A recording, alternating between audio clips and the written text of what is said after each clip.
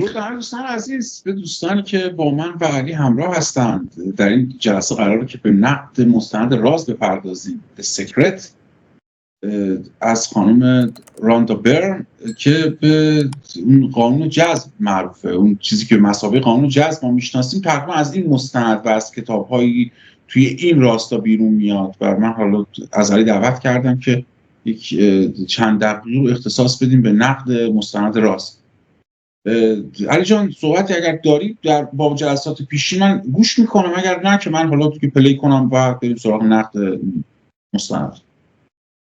درود بر تو اشکان عزیز و همه مخاطبین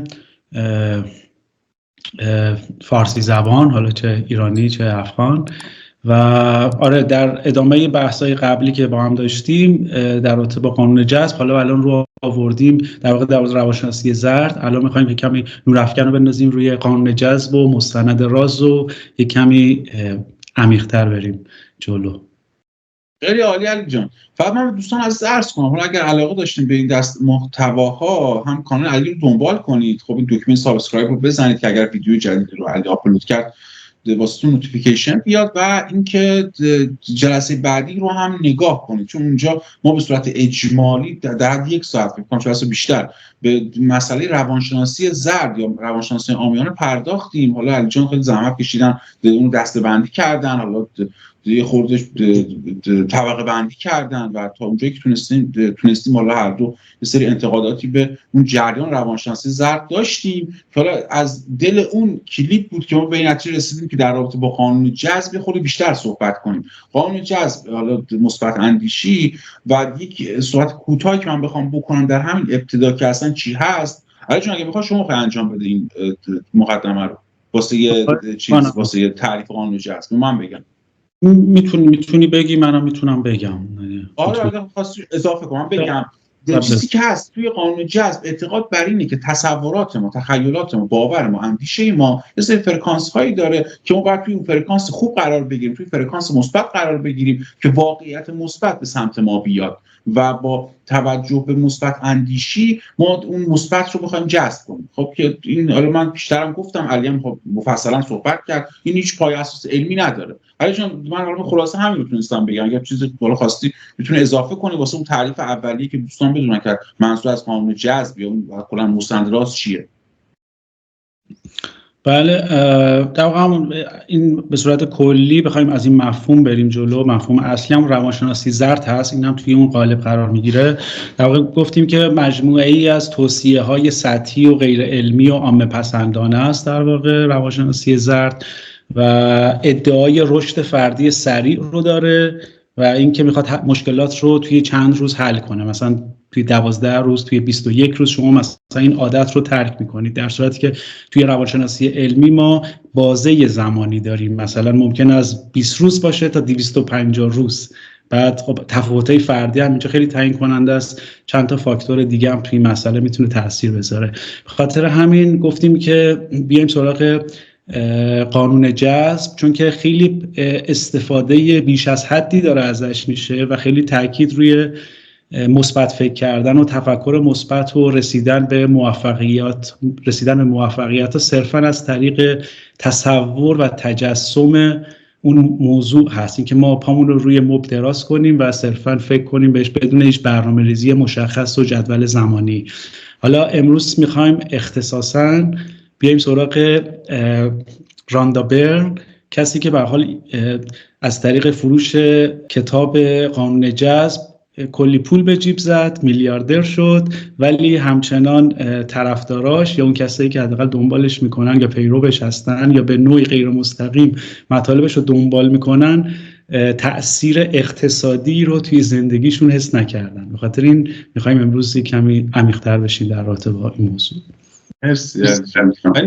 نکته من بگم. خب نظر دوستان رو بهش جلب کنم. اینکه اون مبحث کارما هم، حالا که این از هند میاد، مثلا مبحث کارما اون یه جوری عجین شده است با این قانون جذب، یعنی انگار یکیان تقریبا، حالا صورتشون خود فرق میکنه. کارما هم همون، اون کار بدی که شما انجام میدید اون نتیجهشو میبینید در این دنیا، اون حالا اون فکر بدی که داره نتیجهشو میبینید، تقریبا میشه گفت توی راستا هم.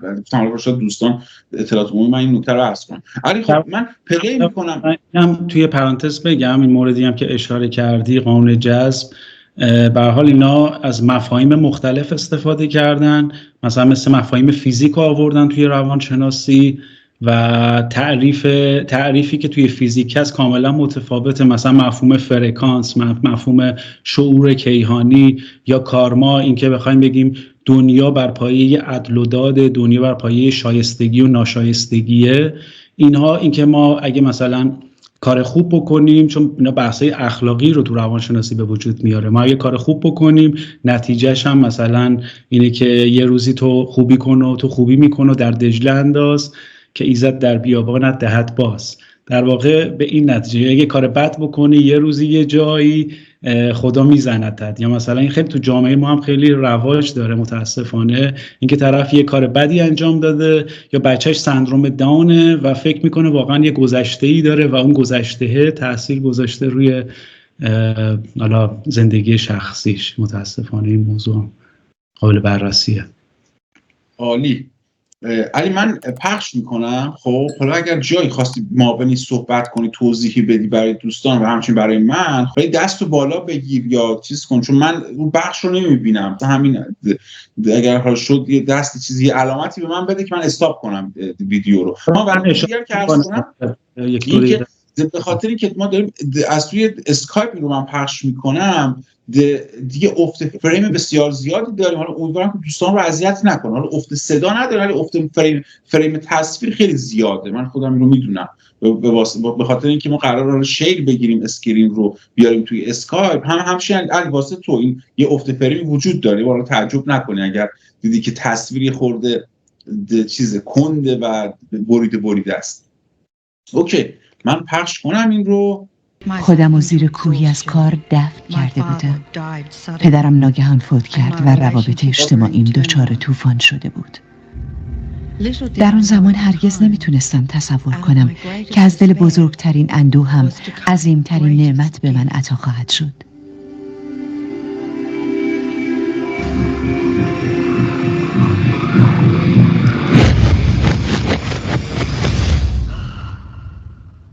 گوشه چشمی از یک راز عظیم به من نمایانده شده بود.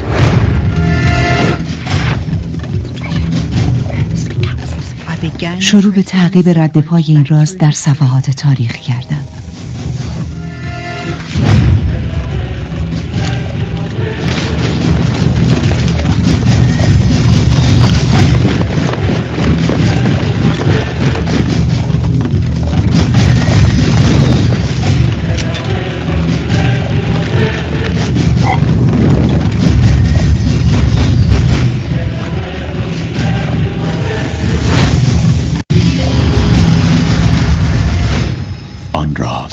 دفن شده بود.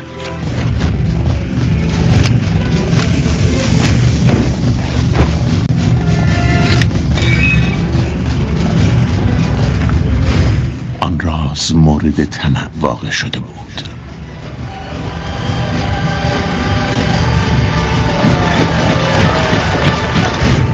آن راز ممنوع شده بود.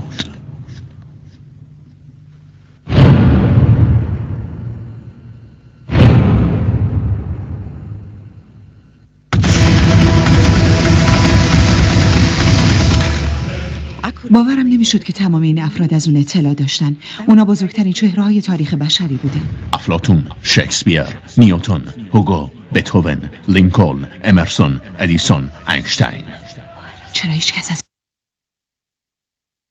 علی جان حواست بود دیگه، اینجا کلی از نمیدونم شنیدین این قسمتشو، اینشتین و ویکتور هوگو دیگه، این افراد بسیار برجسته، اینا همه به این مسئله اعتقاد داشتن. واسه همین اشاره کرد به این افراد برجسته. شنیدی از صدا خوبه؟ کیفیت صدا خوبه. خب اینا برای اینکه بخوان یه موضوعشون، میخوان خودشون رو وصل کنن به یه سری افراد. حالا اینکه اون افراد تا چه حد باور داشتن، چون اینا توی زمانه نبودن که خیلی روانشناسی علمی وجود داشته باشه، حالا افلاطون مثلا اون فیلسوف یونان مثلا باستان، و حالا اینکه باور داشتن و اینا، حالا اینا جای بحث داره. آره داره اشاره میکنه به این افراد. راز چیزی نمیدونه. تنها کاری که من میخواستم بکنم در میون گذاشتن این راز با مردم جهان بود. پس به دنبال کسانی گشتم که زنده بودن و این راز رو میدونستند و یکی پس از دیگری پدیدار شدن.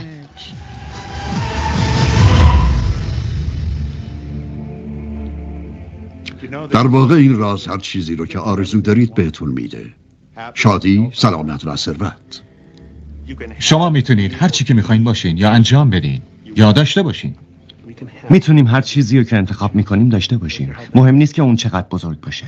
تو چه جور خونه‌ای دوست دارید زندگی کنید؟ دوست دارید میلیونر باشید؟ چه شغلی دوست دارید داشته باشید؟ به دنبال موفقیت بیشتری؟ چه چیزی رو واقعا میخواهید؟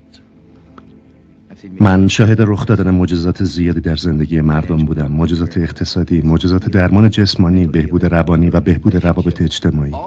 دلیل رخ دادن تمام اینها دانستن روش بکارگیری این رازه. این راز بزرگ زندگی است.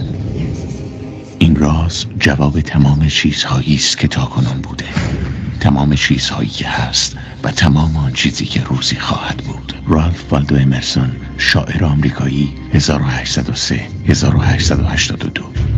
احتمالاً توی این مدت از خودتون پرسیدید که این راز چیه؟ من بهتون خواهم گفت که چگونه خودم این موضوع را درک کردم. ما همه با یک نیروی بی پایان کار میکنیم. همه ما با قوانین کاملا یکسانی زندگی خود را رهبری میکنیم. قوانین طبیعی کائنات به اندازه‌ای دقیق هستند که ما حتی کوچکترین مشکلی در ساخت سفینه‌های فضایی نداریم. ما میتونیم انسانها را به ماه بفرستیم و میتونیم زمان فرود را با دقت کسری از ثانیه معین کنیم. مهم نیست که شما در هندوستان باشید یا در استرالیا، نیوزلند، استکهلم، لندن، تورنتو، مونترال و یا نیویورک. همه ما با یک نیرو کار میکنیم. یک قانون. اون جاذبه است. اون راز قانون جاذبه است. تمام چیزهایی که وارد زندگی شما میشه خودتون جذب میکنید و اینها به وسیله واقعیت ذاتی تصاویری که شما در ذهنتون دارید به سمت شما جذب میشن. این چیزیه که بهش فکر میکنید. در واقع تمام اون چیزی که در ذهن شما میگذره رو شما به سوی خودتون جذب میکنید. اینو میتونید در بین بابلیان باستان مشاهده کنید. فکر میکنید که چرا 1% ممتاز از جامعه حدود 96% پولی رو که به دست میاد در اختیار داره؟ فکر میکنید این یک اتفاقه؟ نه، این اتفاقی نیست. این به این صورت طراحی شده. اونها چیزی رو درک میکنن. اونها این راز رو میفهمن و حالا شما با این راز آشنا خواهید شد. ساده ترین تصوری که من میتونم از قانون جاذبه داشته باشم اینه که خودمو در قالب یک آهنربا ببینم و میدونم چیزای دیگر رو با نیروی مغناطیس جذب میکنم. اگه ساده تر بگیم، قانون جاذبه میگه دو چیز مشابه هم دیگر رو جذب میکنن، ولی در واقع ما در سطح افکار حرف میزنیم. نقش ما به عنوان یک انسان پایبندی به افکارمون در مورد چیزایی که علی جان بفرما. میکروفونت قطع علی. میگم جالب شد، هیجان انگیز شد دیگه. بعد ورود کنیم دیگه، نتونستم جلو خودمو بگرفتم. بذار کم بیاره. بعد ببین خب ببین این توی داستان حالا مستند راز یا حالا کتاب راز یا مستند قانون جذب، این ایده رو در واقع داره ترویج میکنه که افراد میتونن حتی با فکر کردن به چیزی، حالا اون چیز میتونه موفقیت، ثروت باشه یا خوشبختی باشه، گفت مثل آهن رباست، میتونی اونو به سمت خودت جذبش کنی. می‌بینی این همون جاییه که باید مراقب باشید. یه سری مفاهیم فیزیکی که تعریفش مشخصه که اون تعریفه رو ارائه نمیدن. آهن ربا کارش نیست فکر رو، موفقیت رو جذب کنه. این جذب کردن خب یعنی چی؟ میدونی از این مفهوم اومدن سوء استفاده کردن در جهت توجیه یا پیشبرد حالا اون برنامه و هدف خودشون. شیادی خودشون علی باید بهتر بود. شیادی کهشون بود متخصص متافیزیک، یعنی انسان شیاد دیگه، کسی که ادعا میکنه متخصص متافیزیکی یعنی انسان شیاد. خب کلاهبردار. آره یه جمع صحبت کرد. آره 100%.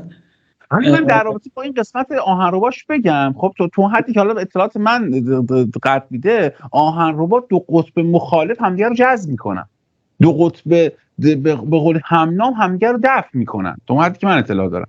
بعد اینجا که اشاره خیلی کوچکی میکنه، میگه که توی آهنربا چیز دیگری است ولی ما در سطح افکار صحبت میکنیم. یعنی میخواد بگه که آره با این حالا ما یه همه مقدمه علمی آوردیم، مثلا گفتیم قانون جاذبه در جهان وجود داره، جهان خیلی مثلا با نظم و ترتیبه، ولی چیزی که ما داریم میگیم با قانون جاذبه متفاوته. ما میگیم که مثبت رو جذب میکنه، ولی خب چیزی که ما تو فیزیک داریم تو این چنین نیست، مثبت رو دفع میکنه. خب این خیلی قسمت مهم داستانه. آره هم بحث قانون بحث جاذبه است و بحث دافعه است. بعد تو روانشناسی اصلا میگیم اپوزیت اترکتس، یعنی مثلا ما جذب فردی میشیم که اصلا ویژگیایی نداره که شبیه ویژگیای ما باشه. حالا اینا مفاهیم خیلی مفاهیم بیسیک فیزیک رو آوردن که حتی خود فیزیکدان ها هم در موردش کلی بحث میکنن. اصلا تعاریف درسته یه سری قوانین ثابتی وجود داره، ولی این به معنی نیست که ما بخوایم قوانین واقعی جهان رو نادیده بگیریم یا یه سری یه بخشایشو استفاده کنیم یه بخشایشو نادیده بگیریم. و اینکه اگه فردی حالا ادعای قانون جذب میره دیگه، اگه فردی مرتباً به موفقیت مالی، سلامت، خوشبختی فکر کنه، در واقع مثل آهنربا این موارد رو به سمت خودش جذب میکنه. حالا همین گفت دیگه تیکه اولشون به اصطلاح فیلسوف داره، به اصطلاح فیلسوف شبه فیلسوف میشه گفت، اون پیرمرد اومد گفت که بله میلیاردرها میلیونرهایی با توجه به این قانون این چنین شدن و به اینجا رسیدن. اولش دقیقاً رو همین موردی که اشاره کرد، مثالی که آورد، من دقیقاً چون مثال اسم هندوستان رو هم آورد، حالا من نقد من دقیقاً یه نقد علمی روی همین مثالی که زد. ببین اصلا اگه تفکر مثبت یا اصلا اون فکر کردنه به اون موضوع کافی بود، واقعاً چرا میلیون ها انسان زحمتکش در فقر دارن زندگی میکنن؟ آیا همه اونا مثلا افکار منفی دارن؟ یعنی اونا مثبت فکر نمیکنن؟ تو همین کشوری مثل هندوستان میلیون ها نفر دارن برای موفقیت و رفاه تلاش میکنن، اما به دلیل عوامل اقتصادی، عوامل محیطی، بیماری ها، 1001 فاکتور دیگه به اون رفاه و موفقیت مد نظرشون نمیرسن. یه مثال دیگه هم تصور کن که یه فرد مثبت اندیش، حالا تو همون هندوستان، یه فرد مثبت اندیش که همیشه به ثروت فکر میکنه، ناگهان توی تصادف توی سانحه رانندگی دچار یه آسیب جدی بشه. این خب مثال جالبه. حالا طبق قانون جذب اون نباید چنین اتفاقی رو تجربه کنه، چون که اون فرد رو ما فرض میگیریم که داره مثبت فکر میکنه دیگه، داره چه میدونم از قانون جذب استفاده کرده ولی دچار یه سانحه رانندگی شده. طبق قانون جذب اون نباید چنین اتفاقی رو تجربه میکرد. اما ما نمیتونیم نادیده بگیریم که تصادف ها بخشی از زندگی روزمره، بخشی از زندگی طبیعی ما هستن. یعنی ما نمیتونیم صرفا با فکر کردن اون فقر رو از خودمون برونیم و جلوی حوادث غیر قابل پیش بینی رو بگیریم. یعنی اینو تحت کنترل کاملا با موافقم. تو جلسه پیشی من اشاره کردم اون تفکرات جادویی، این خاص تفکرات جادویی همینه دیگه که فکر میتونه شکل اشیا، شکل وقایع و پیشامدها رو تغییر بده. این که از اساس تفکر جادویی همینه. واسه همینه که بخش عمده از مردمان جهان به دعا اعتقاد دارن. یعنی این مباحث میگم خب خیلی ریشه پیشامدرنی داره، یعنی برمیگرده به تاریخ بسیار گذشته. دعا هدفش اینه دیگه. خب میگه مثلا خدایا منو پولدار کن، یا خدای فلان اتفاق نیفته، بهمان اتفاق نیفته. یعنی اون فرد با دعای خودش، با فکر خودش میخواد از پیش آمده رخدادها جلوگیری کنه. این منشأ تفکرات جادوییه تو در نظر بگیریم و این میخواد با اون دعا کردن یه ایجاد کنه، یه تغییراتی رو ایجاد کنه برای اون اتفاقاتی. و اونجوری که من میفهمم علی، میدونید چرا اینجور کلیپ ها دیگه خورده با توفیق مواجه شدن، اینجور کتاب ها، مثلا خانم این راندا برن خیلی مشهور شد، خیلی پولدار شد به واسطه این کلیپ مستندها و مستند که نیست، اینجور میشه پروپاگانداها و کتاب ها.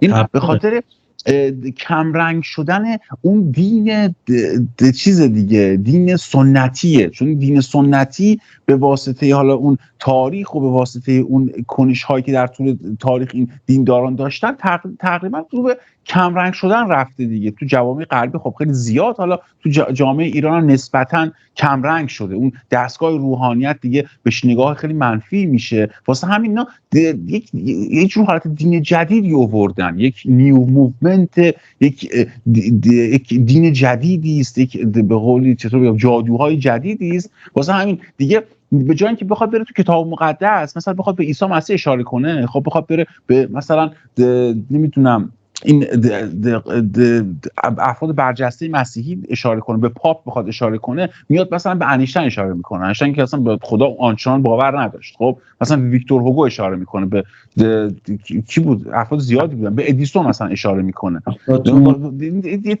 چیز مدرن، دین مدرن دیگه، یعنی اون یه جور کارکرد اون دین گذشته از کار افتاده، کارکرد قدیمی خودش نداره. دین سنتی و قدیمی همون مفاهیم رو توی قالب دیگری میگن. توی دین رسمی، توی دین مثلا مسیحیت، رستگاری از جانب کلیساست و کتاب مقدس و خداست دیگه. یعنی عیسی مسیح و اون مباحث سگانی که خودشون دارن، شما از طریق اون رستگار میشید. فرد میاد در درگاه خدا دعا میکنه، راز و نیاز میکنه، میره که پیش کشیش اعتراف میکنه، کتاب مقدس رو میخونه، بنا به فضیلت مسیحیت زندگی میکنه، رستگار میشه. و توی اسلامش هم که مشخصا همینه دیگه. شما میرید نماز میخونید، روزه میگیرید، دعا میکنید، به قولی قرآن مطالعه میکنید، طبق سنت قرآنی زندگی میکنید، رستگار میشید. حالا اینا چیکار کردن؟ مفهوم خدا و اون به قولی مناسک رو خارج کردن از توی مکتب خودشون، فرقه خودشون، به جاش خب اون فرد رو به جای خدا نشوندن. میگن حالا این که شما بعد در راستای مثلا یک سری اتفاقات گریه و زاری میکردید پیش خدا، اصلا نیاز به گریه و زاری، شما کافیه خودتون جای خدا باشید، مثبت فکر کنید، میتونید واقعیت رو تغییر بدید. من خلاصه کنم، زیاد صحبت کردم. نه درسته، این بخش اخلاق، بحث معنویت، بحث این که جنگ‌های جهانی، جنگ جهانی دوم که جنگ جهانی اول، بعدش هم با فاصله نچندان زیادی جنگ جهانی دوم اتفاق افتاد و به هر حال اینها باعث شد مردم دچار یه ناامیدی خیلی شدیدی بشن. به هر حال افراد میرفتن کلیسا، دعا میکردن، ولی هیچ ناجی نبود که اونا رو از دست خب میلیون ها نفر توی این جنگ کشته شدن و خیلی ها خب خانواده هاشون از دست دادن، که پدرش رو از دست داد، خیلی ها پناهنده شدن، فراری شدن. مردم با یه پوچی، یه ناامیدی، یه بی‌معنایی دست و پنجه نرم میکردن. بعد خب روانشناسی هم سعی کرد تو اون دوره، حالا مثلا فروید از یک طرف، یونگ از یک طرف دیگه، اینا اومدن سعی کردن اون هدف گذاری یا اون هدفمندی یا اون معانی جدید رو بیارن برای انسان‌ها، دوباره شرایط رو فراهم کنن که افراد بتونن برگردن به زندگی عادیشون. ولی این معنویت جای خالیش همچنان حس می‌شد. آدم‌ها احساس می‌کردن که دیگه هیچ هدفی ندارن. حالا مثلا اینو توی فیلم‌های مختلف هم هست، مثلا سیکس شوتر هفتیر مکدونا فکر می‌کنم کارگردانش، که چند نفرن توی فیلم که این یکی بچه‌ش رو از دست داده، دچار بی‌معنایی میشه. یعنی می‌خوام بگم آدم‌ها درگیرن با موضوع معنا و اون چیزی که از دست دادن و میخوان انگار دنبال یه هدفی هستن که زندگی خودشون رو معنادار بکنن. حتی مثلا تأثیر گذاشت توی هنر، توی نقاشی. مثلا کاندینسکی روسی یه نقاش مدرنی است که اومد گفت محتوا رو بذارید کنار، همون فرم، با همون فرم برید جلو. چون تصاویرش هم احتمالاً دیدی به صورت هندسی و شکل و خط و خطوطه. یعنی اینکه اینا کسایی بودن که مثلا حالا تو حوزه‌های مختلف سعی کردن که محتوا رو کمرنگ کنن و بگن که همین فرم هم میشه، با همین فرم هم بری جلو. ولی خب مردم احتیاج داشتن به یک نیروی معنوی که جایگزین خدا باشه و اونا رو از این فلاکت و بدبختی و اونا رو جهت بده به سمت رستگاری یا یه رضایتمندی از زندگیشون. و اینا اومدن از این قضیه خب سوء استفاده کردن، دیدن مخاطب داره و اومدن روی این بخش شاید سرمایه گذاری کردن. یعنی من فکر نمی کنم همه اینا یه اتفاق باشه که طرف یه کتابی نوشته بعد یه دفعه، من مطمئنم پشت این یه فکری بوده، یه ایده‌ای بوده و میدونستن مخاطب‌ها دنبال چنین مسیری هستن. نه دقیقا درست میگی. آره مثلا توی کارما هم این داستان رو داریم دیگه. اینقدر مثلا سریع کارما تونسته مثلا اینقدر فراگیر بشه، فراگیر شدنش آخه نشون میده که یه تقاضای هم واسش وجود داره توی جامعه. من ادامه‌اش پخش کنم علی؟ حتما خواهیم و باید کاملا در ذهنمون روشن کنیم که چه چیزی میخوایم و از اینجاست که ما شروع به احضار یکی از بزرگترین قوانین کائنات خواهیم کرد و اون قانون جاذبه است. شما چیزی رو که بیشتر بهش فکر میکنید جذب میکنید. اگر شما چیزی رو در اینجا ببینید به زودی اونو در مشت خواهید داشت. و این اصل رو میشه به طور خلاصه تو 3 عبارت ساده گفت: افکار تبدیل میشن به اجسام. چیزی که بیشتر مردم اطلاع ندارن اینه که یه فکر فرکانس خاصی داره. هر فکری یه فرکانس داره. ما میتونیم یه فکر رو اندازه بگیریم. به همین خاطر اگه شما فکر رو بارها و بارها تو ذهنتون بیارید، مثل خریدن یه ماشین مدل جدید، به دست آوردن پولی که نیاز دارین، تأسیس یه شرکت، پیدا کردن نیمه گم شده‌تون، اون وقت اون فرکانس رو دارید به طور پیوسته منتشر میکنید. افکار در حال فرستادن سیگنال‌های مغناطیسی هستند که همسانشون رو به سوی شما جذب میکنن. خودتون رو ببینید که در وفور نعمت زندگی میکنید، اون وقته که جذبش میکنید. همیشه همینطوره، هر دفعه جواب میده برای هر کس. ولی مشکل اینجاست، بیشتر مردم به این فکر میکنن که چه چیزایی رو نمیخوان و تعجب میکنن که چرا براشون رخ میده، اونم بارها و بارها و بارها. قانون جاذبه هیچ اهمیتی نمیده که شما چه چیزی رو خوب و چه چیزی رو بد به شمار میارید، یا اینکه شما اون چیزو میخواین یا اینکه نمیخواین. اون به افکار شما جواب میده. پس اگه شما یه جا نشستید و به کوهی از بدهکاری‌ها نگاه میکنید و احساس بسیار بدی دارید، این همون سیگنالیه که دارید به کائنات عرضه میکنید. من احساس خیلی بدی دارم به خاطر این همه قرض و قوره. شما دارید اینو به خودتون اثبات میکنید، اینو در تمام سطوح وجودتون حس میکنید و این چیزیه که بیشتر به دست خواهید آورد. پس هنگامی که شما به چیزی نگاه میکنید که میخواین و بهش جواب مثبت میدین، شما دارین یه فکر رو فعال میکنین و قانون جاذبه هم به اون فکر پاسخ میده و چیزایی رو برای شما میاره که همانند اون هستن. ولی وقتی که به چیزی نگاه میکنید که اونو نمیخواین و در وجودتون فریاد مخالفت میزنین، در واقع شما اونو عقب نمیرونین. در عوض شما دقیقاً فکر همون چیزی رو که نمیخواین فعال میکنین و حالا قانون جاذبه چیزایی از همین قبیل و سر راه شما قرار میده. کائنات بر پایه جاذبه ساخته شده. همه چیز به جاذبه ختم میشه. قانون جاذبه همیشه در حال فعالیته. چه شما اونو بفهمید و باور کنید و چه نفهمید، اون همیشه در عمله. ممکنه شما به گذشته‌تون فکر کنید یا به حال یا به آینده، ولی چه شما به خاطر بیارید، چه ببینید و چه تصور کنید، به هر حال با این کارتون دارید افکار رو فعال میکنید و قانون جاذبه که قدرتمندترین قانون کائناته به فکر شما پاسخ خواهد داد. عالم خلقت همواره در حال عمله. هر بار که یه شخصی فکری داره و یا یه مدت طولانی یه جور فکر میکنه، اون شخص در روند خلقت قرار داره و چیزی از دل اون افکار آشکار خواهد شد. قانون جاذبه میگه ما هر چیزی رو که شما بگید و روش متمرکز بشید بهتون میدیم. پس اگه شما در حال شکایت از بد بودن و چیزی هستید، چیزی که شما خلق میکنید مقدار بیشتری از اون احساس بده. هی اینو که نمیشی خورده. ببین چی کار کردی، گند زدی به لباسم.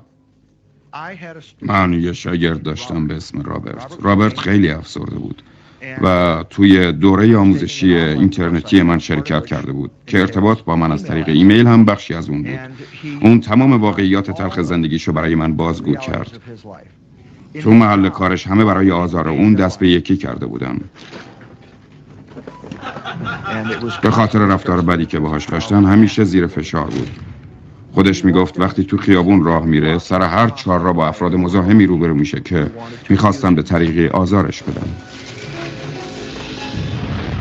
اون همیشه میخواست که مجری یه برنامه کمدی باشه و وقتی که به روی صحنه میرفت تا یه برنامه کمدی اجرا کنه همه تحقیرش میکردن. من سعی کردم که بهش یاد بدم اون داره روی چیزی تمرکز میکنه که نمیخواد رخ بده. من ازش خواستم یه نگاهی به نامه‌هایی که واسه من فرستاده بندازه و بهش گفتم یه بار دیگه بخونش، ببین چقدر چیزا هست که تو نمیخوای و من مطمئنم که تو در این مورد خیلی احساساتی میشی. وقتی که روی چیزی با احساسات شدید متمرکز میشی باعث خب خیلی عذر میخوام، یه جای اشاره کرده بودی گفتی که اینا میگن که نگاه به گدایان نکنی تو خیابون. خب جلسه پیشین بود اگه یادت باشه، گفتی میگن تو خیابون که راه میری نگاه به گدایان نکنید، کسی که میگن گدایی میکنن گدان بدبخت بیچارن، نگاه تو خیابونشون نگاه نکنید، باعث میشه خودتون هم اینطوری بشید. خیلی یه قسمت داشت این مسئله رو میگفت دیگه، میگفت مثلا شما با نگاه کردن میتونید اون چیز رو داشته باشید. بعد اون دختره رفت که کنار اون جوای فروشی بعد تونست آخر اون رو به دست بیاره با نگاه کردن، با فکر کردن بهش. این مسئله خیلی مسئله جالبیه. بعد اینا اعتقاد دارن که غذا انسان رو چاق نمیکنه، اینا میگن اون فکری که انسان چاق میکنه.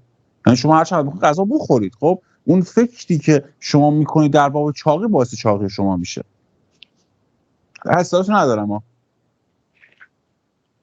من دارم حرف میزنم صدا نمیاد. آره دقیقاً درسته. این که تو ببین اولا یکی این که عارف این خب خیلی تمرکز سرمایه گذاری اینو میکنن روی فکر، میخوان بگن همه چیز فکره، چون هم قانون جذب دیگه. انگار یه بخشایی تو مغز ما هست که همون آهنرباه یه جایی توی یه بخشایی از مغز ماست معلوم نیست کجاست، اینا میگن توی مثلا قانون کل جهان قانونه، حتی یه قانون تو بحث فیزیک هم داریم دیگه، مثلا تو روانشناسی بحث اثبات پذیری و ابطال پذیریه.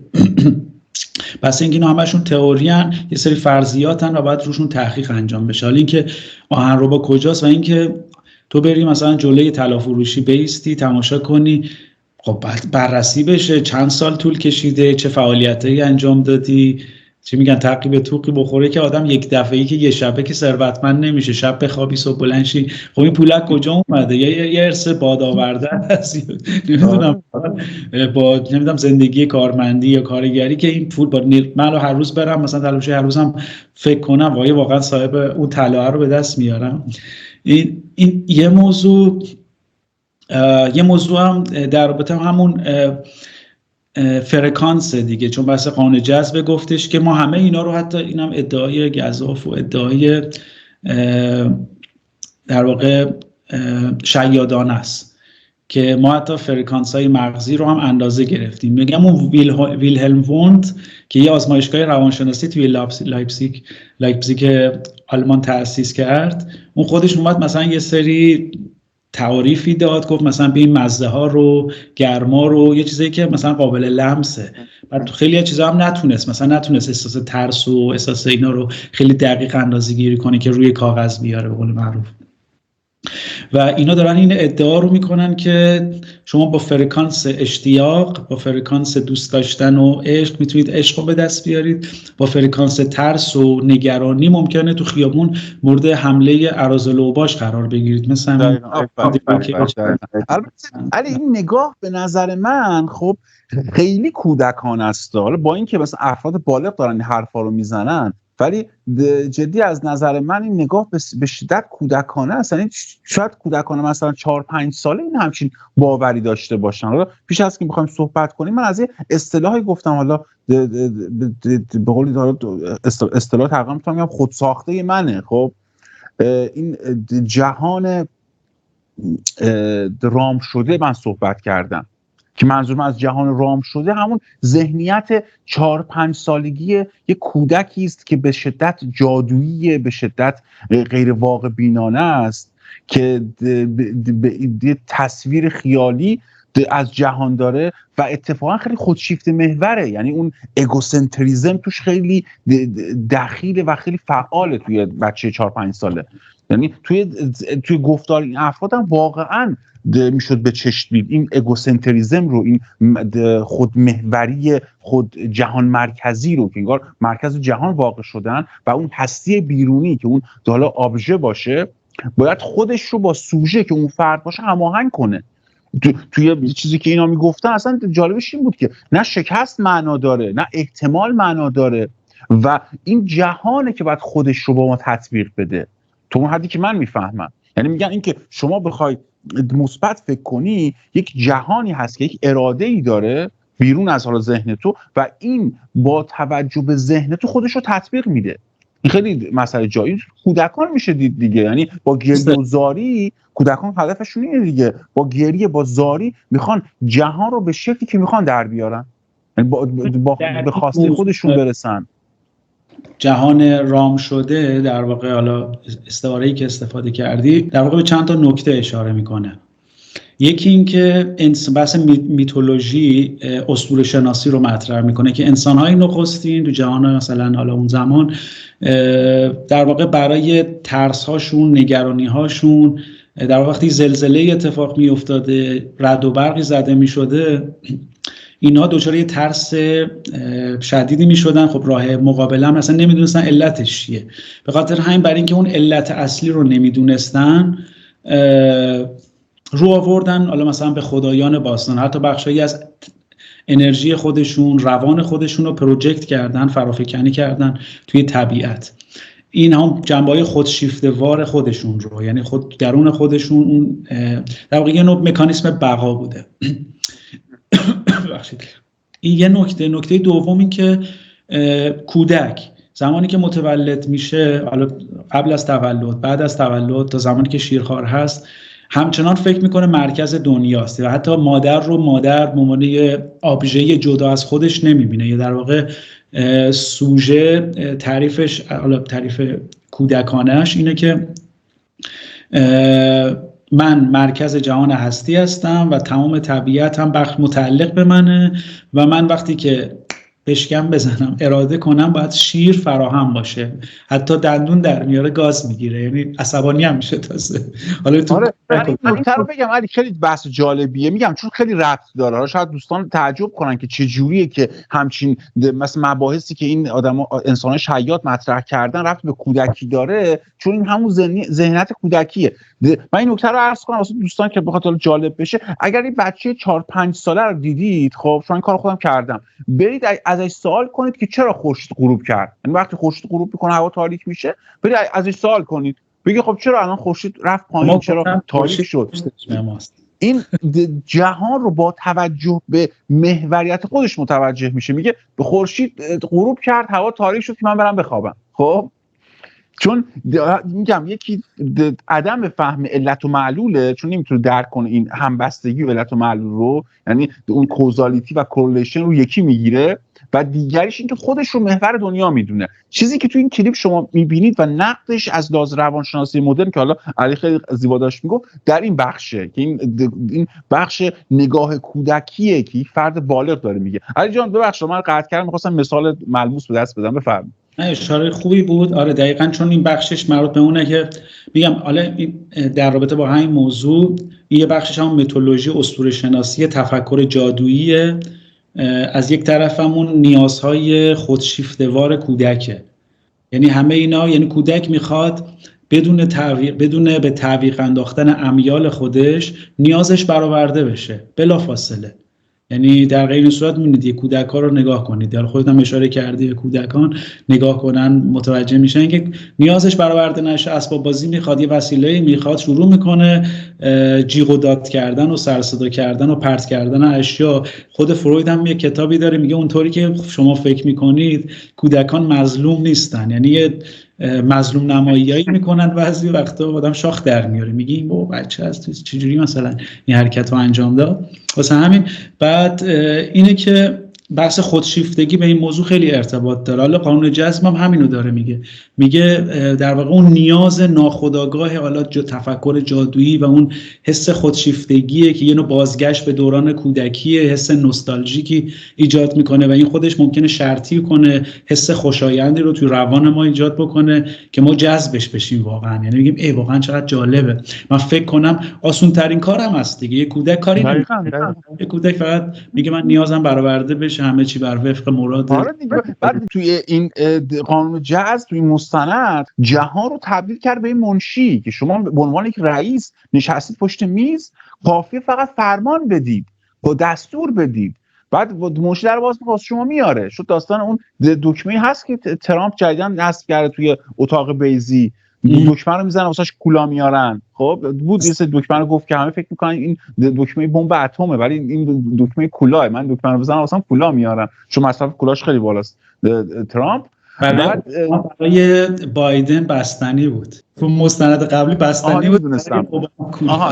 واسه ترامپ چیزه کولاست. خب حالا قضیه اینه، یعنی جهان برای این افراد که به قانون جذب اعتقاد دارن، به اون مثبت اندیشی به طور کل اعتقاد دارن، دقیقاً جهان این گونه است. یعنی جهان یه منشیه که شما کافیه درخواست بدید، اراده کنید، این خودش رو با شما تطبیق میده، اون میل شما رو برآورده میکنه. و حالا جالب اینجاست علی، چون این مسئله واقعا ابطال پذیره تا یه حدی. یعنی شما میتونید 100 تا باور مثبت انجام بدید، یکیش هم درست از آب در نیاد.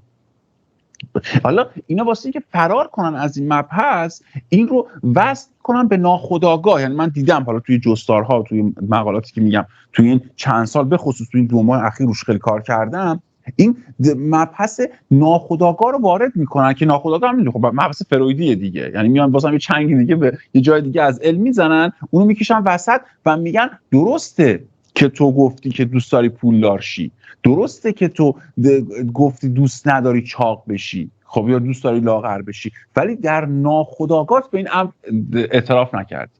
اون ناخدا این خیلی دیگه مذهبی میشه، دیدی دیگه توی مثلا اسلام نیت خیلی مثلا مهمتر و این داستان ها. خب یه تو اون بنیاد اندیشه خودت، تو اون بنیاد فکر تنهایی خودت بازم اون چاقی رو مثلا دوست داشتی، یا اون فقر رو بازم دوست داشتی. مسئله اینجاست، یعنی اینجوری فرار میکنن. باز روانکاوی میتونه چنین چیزی وجود داشته باشه، چون به قول فروید انسان در روان خودش هم پادشاه نیست. یعنی ادعای سلطنت داره، ادعای برتر بودن داره، اشرف مخلوقاته، ولی انسان در روان خودش هم واقعا پادشاه نیست. و این بخشای ناخودآگاه تو روان ما، خب ما به هر حال یه سری غرایزی داریم، یه سری هیجاناتی داریم. به هر حال ما وقتی به دنیا میایم که به قول جان لاک ما لوح سفید، جان لاک میگه تایید میکنه ولی من حالا مخالفشم، جان لاک میگه انسان وقتی به دنیا میاد لوح سفید هست، ما که اینجوری نیستیم که هر چی خواستیم روش پیاده کنیم. بعد حالا رفتارگرایی بر اساس رویکرد جان لاک و اینا دیگه، حالا بخش فلسفیش جان لاک، بخش رفتارگراییش هم حالا واتسون و اسکینر میان حالا بحث روانشناسیش مطرح میکنن. و آره دقیقاً این بخشش همون بخشی هم که میتونه باشه همون تفکر جادویی است که تو روان ما میخوایم همه چی رو در واقع به نوعی کنترل بکنیم. انگار خب نیاکان ما میتونستن این کارو بکنن، چون براشون جهان غیر قابل پیش بینی بود، رعد و برق میشد، زلزله میشد.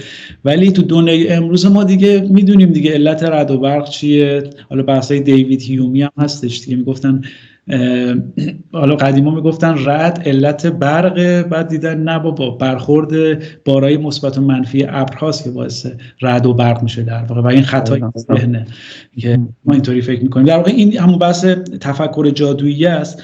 و حالا ویدیو رو می‌خواید ادامه‌شو بریم که بعد من آره یه 10 دقیقه دیگه جلو بریم که اون چیز سریعتر از این رخ بده.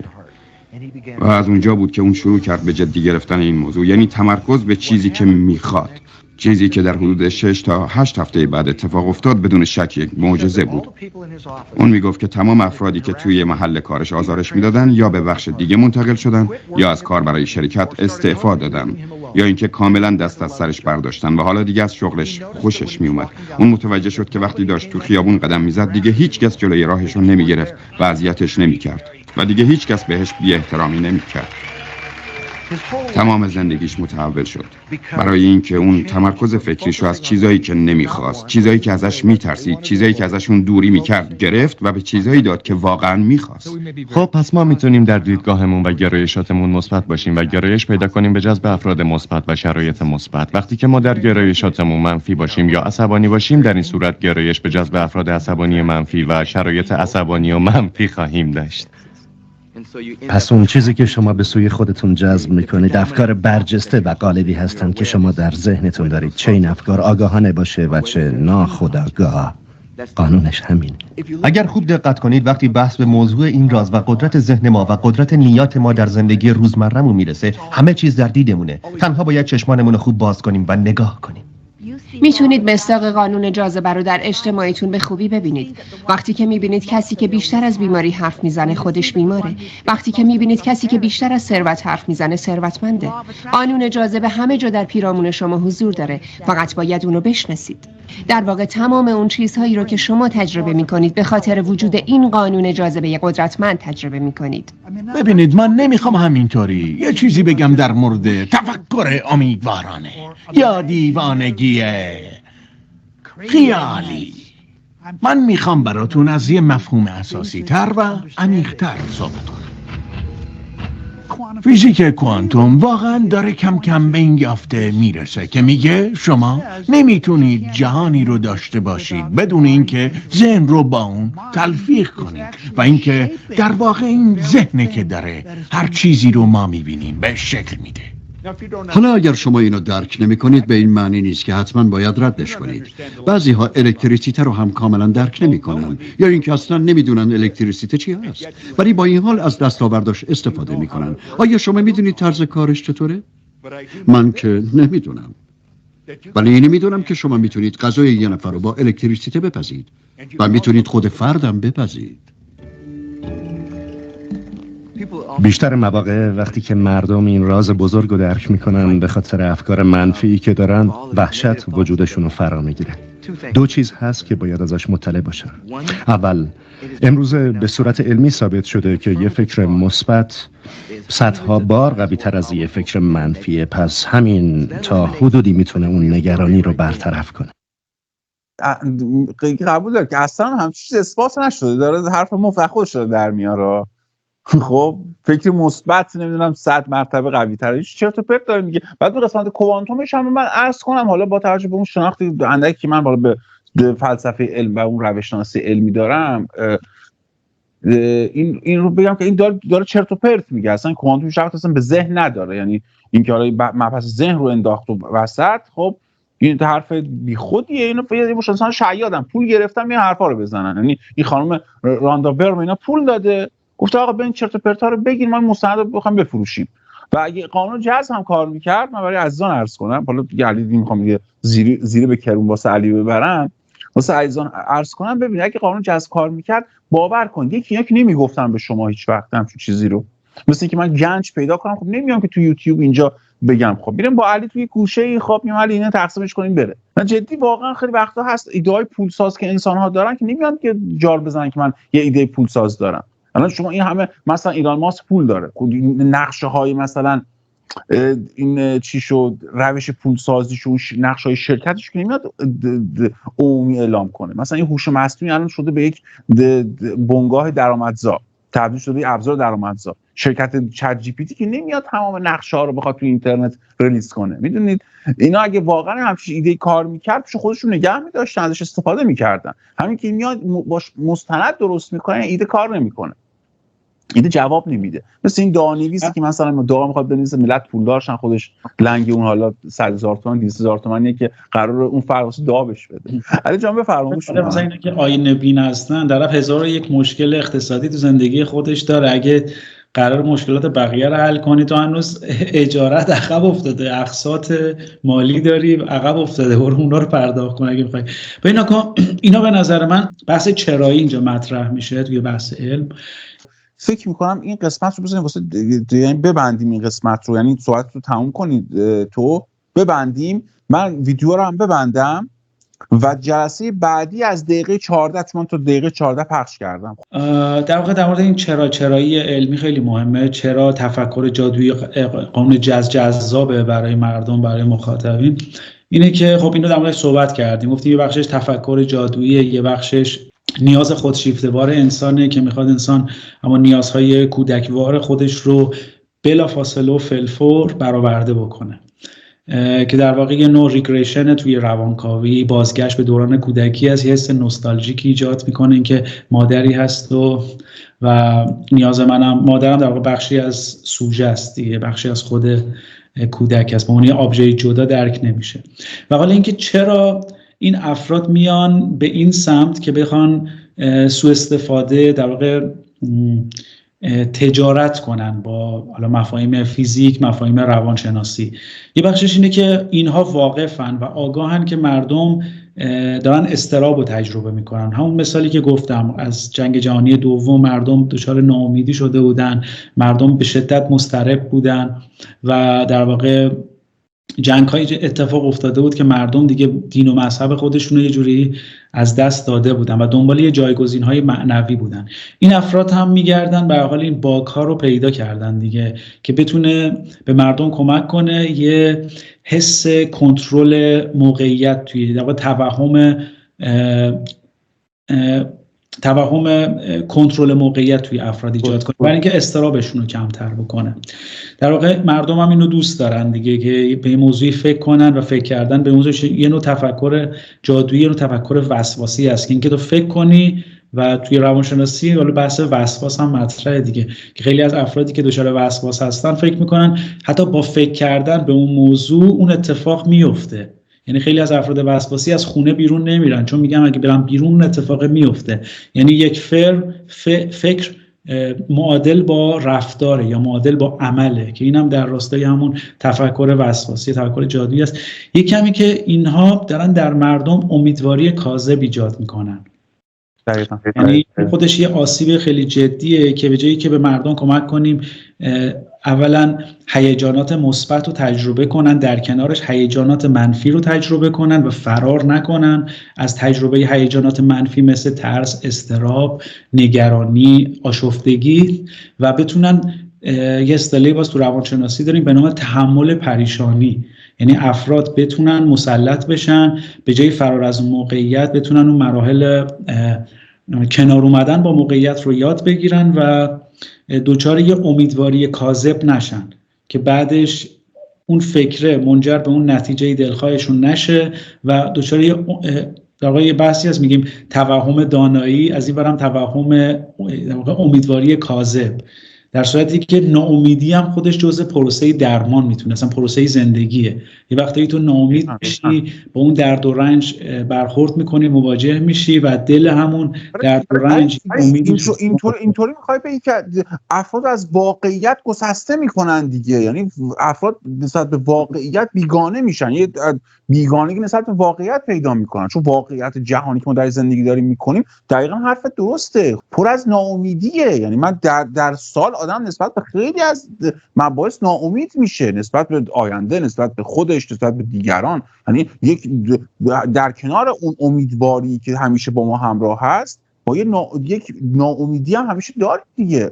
یه سری تغییرات ایجاد میشه که ما نسبت به همیشه ناامید میشیم، مثلا نسبت به اوضاع سیاسی اقتصادی. یعنی تو در آلمان هستی داری میبینی، در ایران هم ما خودمون با اخبار شاهد هستیم دیگه، یه ناامیدی نسبت به یه سری اوضاع وجود داره یا بخش از زندگی ماست. چیکارش میتونیم بکنیم؟ و سلامت روان هم حالا میگم، من با همیشه این رو میگم بعد وارد بحث میشم چون من متخصص ندارم مثل تو، ولی با توجه به اون دانش اندکی که من دارم، اون سلامت روان هم درک واقعیته و فهم اون واقعیته به نظر من. یعنی تو تمام اختلالات روانی رو نگاه کنی یه شاخص اساسی توشون وجود داره، تو همه‌شون به نظر من، چون شاید مثلا تو DSM نیامده باشه ولی در حالت به صورت پدیدارشناسی بخوای نگاه کنی عدم درک واقعیت تو که همه‌شون وجود داره. یعنی تمام اختلالات شخصیت، یعنی یه جایش ببینی که اون فرد با واقعیت یه مشکلی داره، یا توی اضطراب هم همین داستان دیگه. یعنی فرد اون حالا واقعیت رو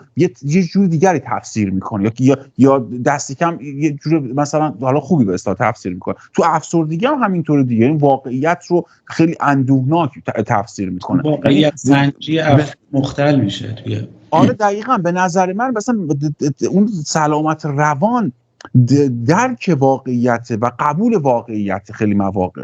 یعنی وقتی اون فرد واقعیت اون گونی که هست درک میکنه، اون گونی که هست میفهمه. ولی این افراد که حالا تو بحث قانون جذب که وارد میشن، تو حالا روانشناسی زرد به طور عامش، اینه که میخوان فرد رو نسبت به واقعیت بیگانه کنن، یعنی فرد رو میخوان دچار اختلالات روانی کنن. یعنی اشاره کرد مثلا به وسواس، حالا اون فرد بعد 24 ساعته به این فکر کنه که اون فکری که تو ذهنش میاد، که خیلی وقتا هم خودت میتونی ناخودآگاه دیگه، اون جریان سیال آگاهی و ذهن به قول اندیشه ماست که به یه سمت سوی میره. من نگاه به این لیوان میکنم، یا ذهنم میره به دوران کودکی و برمیگردم، مثلا با تو صحبت میکنم، یاد مثلا صحبت 2 سال پیش خودم و خودت میافتم. یه جریان سیالی ما داریم که تداعی میکنه خیلی چیزها رو. حالا به ذهن من مثلا بره به سمت مثلا یه اتفاق ناگواری که مثلا تو کودکی مثلا واسه همسایه ما افتاده، خب، یا مثلا دوست من در کودکی مثلا نمره کمی گرفته، بعد یهو این یه فکر منفی میشه و این فکر منفی واقعیت رو منفی میکنه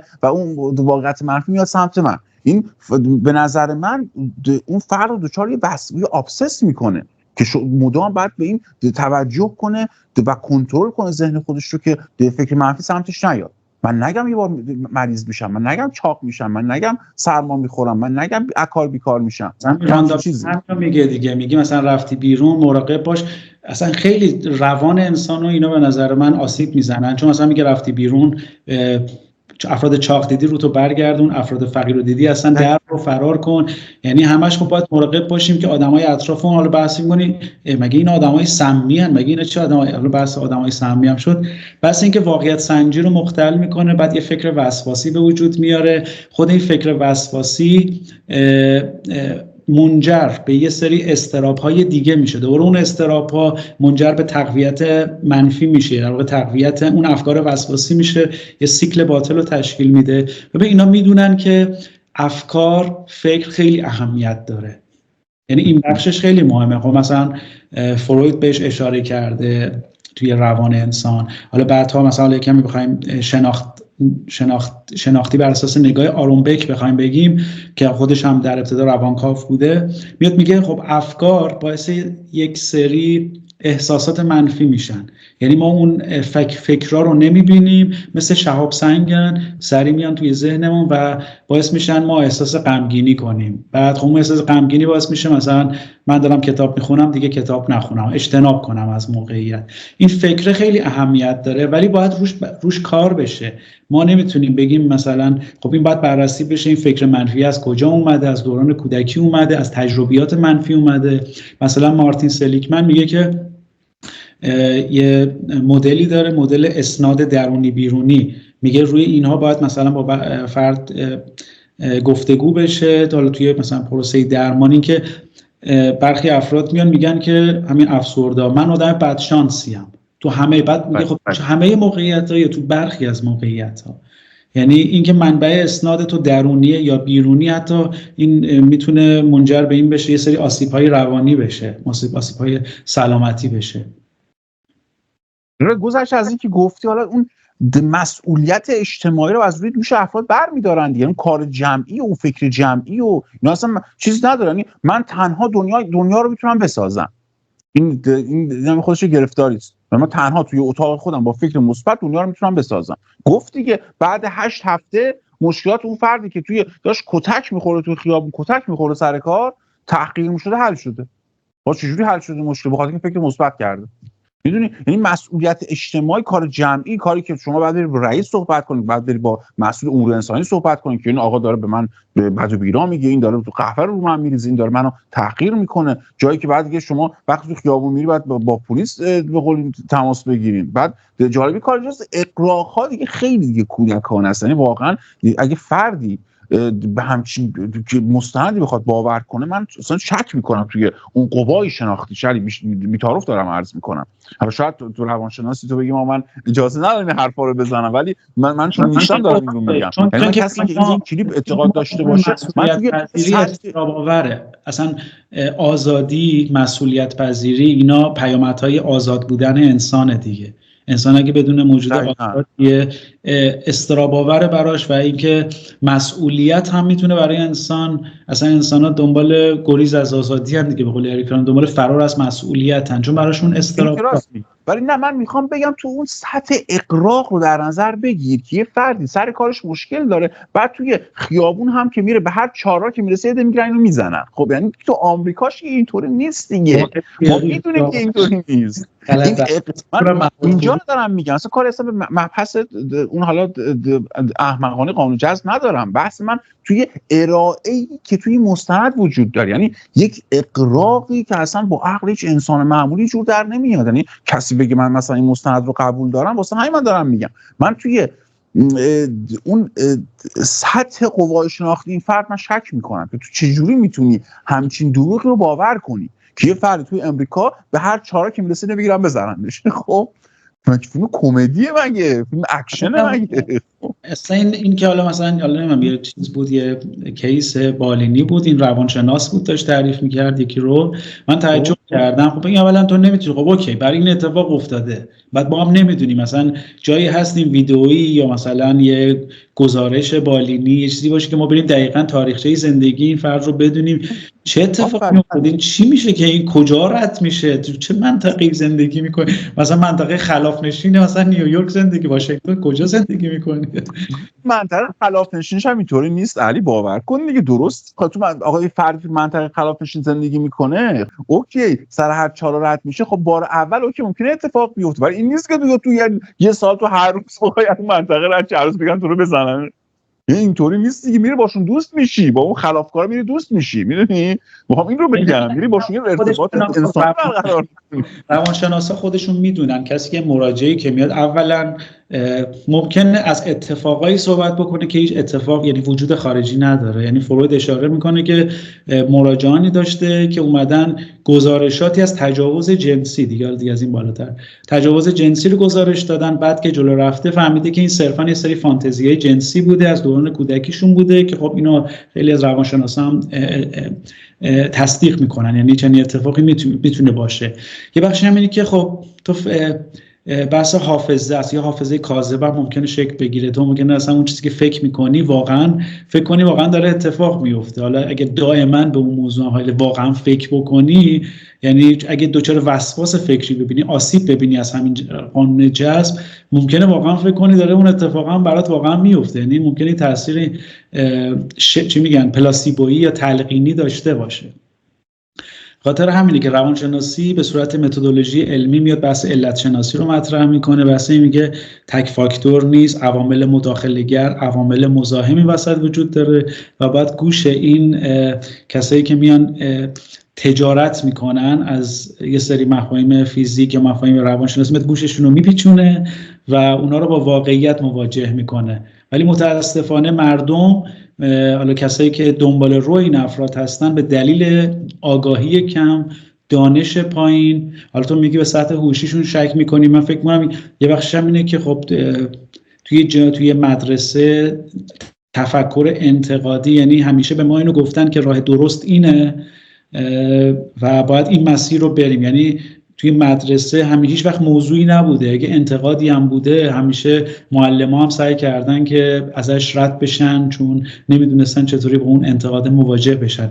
این تفکر انتقادیه رو بایستی توی حداقل افراد یه نوعی پرورش بدیم. یعنی دقیقاً اینو کاملا با همدلم من، یعنی برای به قول معروف یک جامعه‌ای که بتونه به سطحی حالا به سلامت برسه، به افراد بتونن به سطحی به سلامت برسن، به نظر خود منم پادزهرش خب همین تفکر انتقادیه. یعنی شاید اگه منم حالا میگم من به قوای شناختی این افراد شک میکنم، شاید حرف رادیکالی باشه، ولی مسئله اینجاست که منم که وارد این دام نشدم به خاطر اون تفکرات انتقادی تو من یه خورده قوی تر بود دیگه، تو هم قوی تر بود. یعنی اون تفکرات انتقادی خورده اینجا یه قدرتی داره و باعث میشه که آدم یک لایه دفاعی داشته باشه، یه به قول لایه دفاعی داشته باشه، حفاظ داشته باشه از ورود اینجور چرندیات. والا بی‌تعارف بگم میس اینفورمیشن هست دیگه، اینا یه سری میس اینفورمیشن هست، اطلاعات غلط هست و خود همینا میتونه یه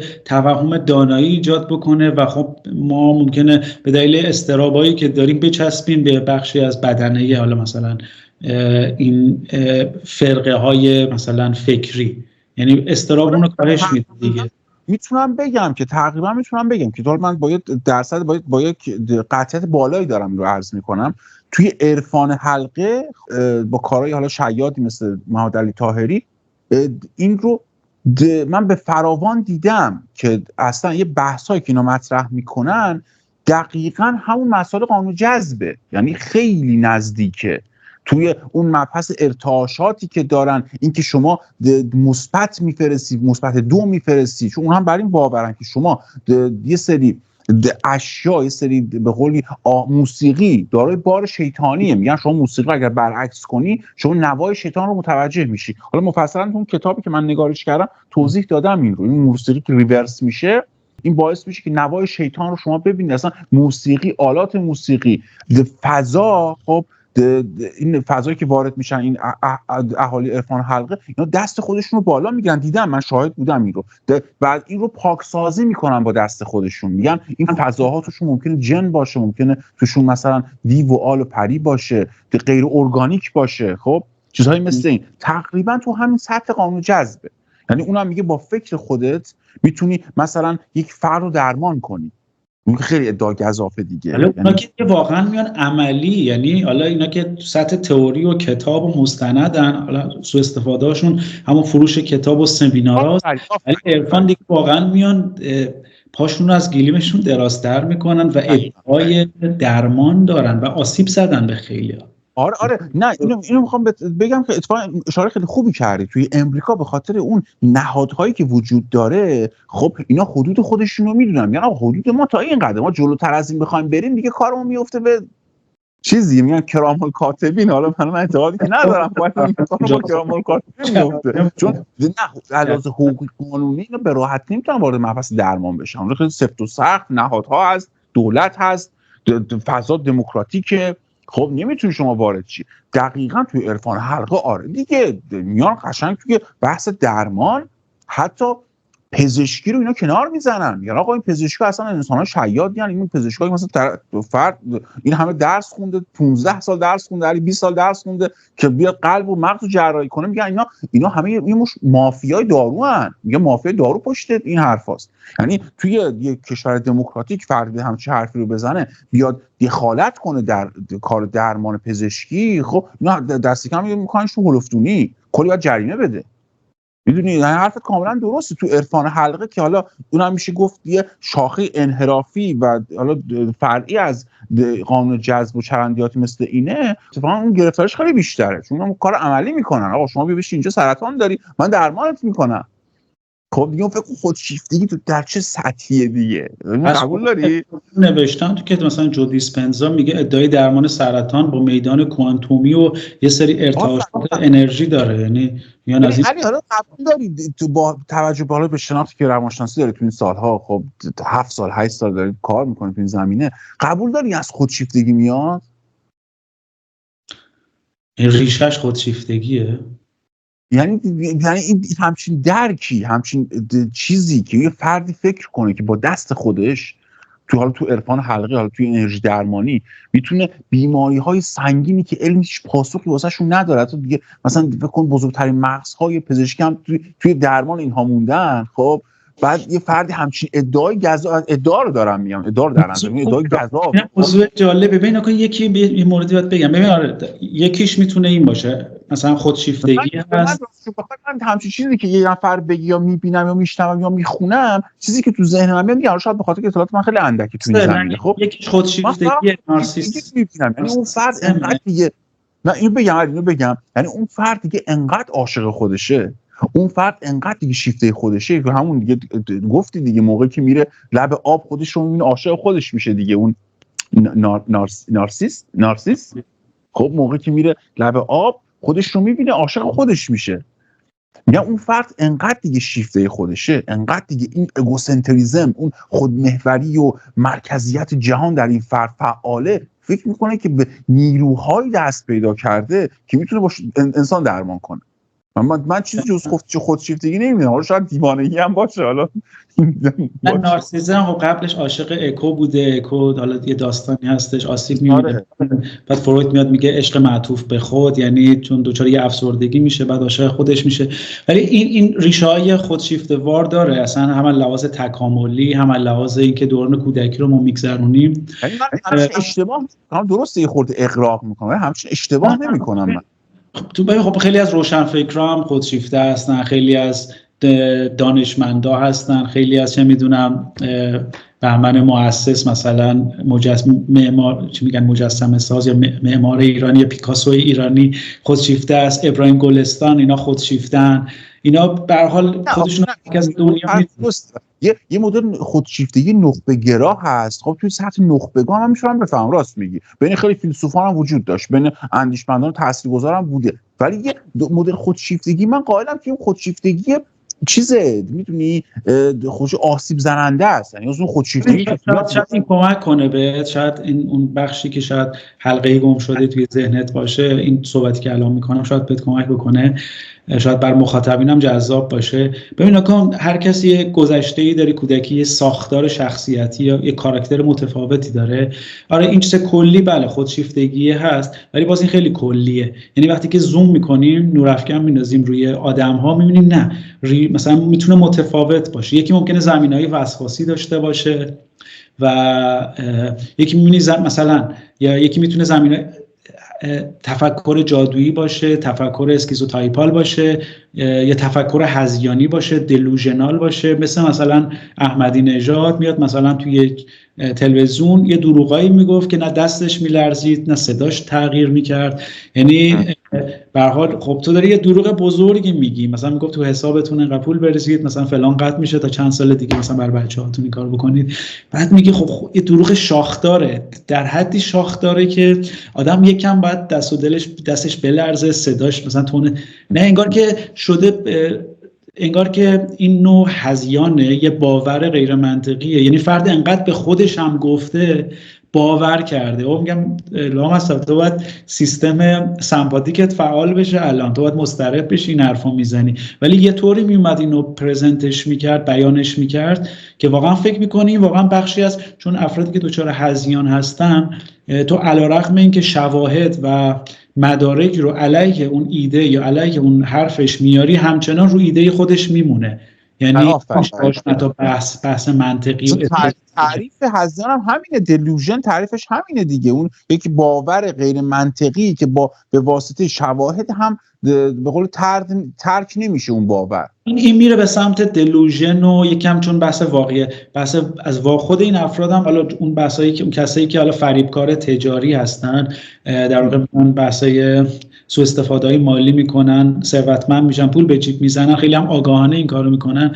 خب اون یه بحثش جداست دیگه، اون خیلی شیاد هست و اینا ممکنه آدمای چه میدونم سایکوپت باشن، نمیدونم حالا خودشیفته باشن، اجتماعی به نظر من مهم نیست. اینا بیشتر حالا بحث نخبه گرا هم بذاریم کنار، توی خیلی از افراد نخبه داریم خودشیفتگی رو.